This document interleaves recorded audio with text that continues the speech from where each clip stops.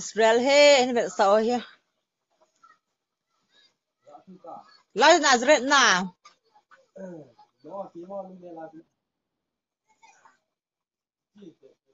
anom thei mom mong nge Israel wang cho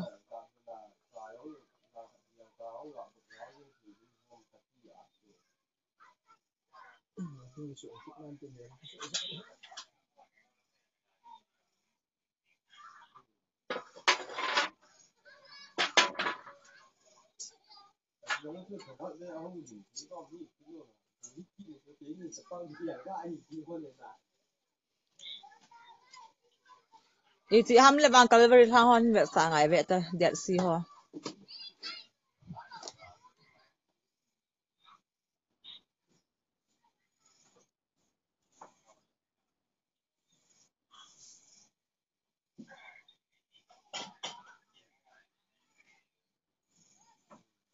holai ta ha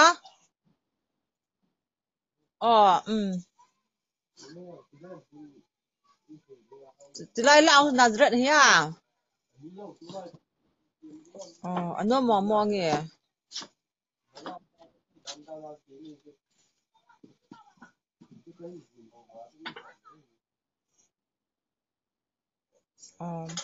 Kami Hebrew pa bun ni tam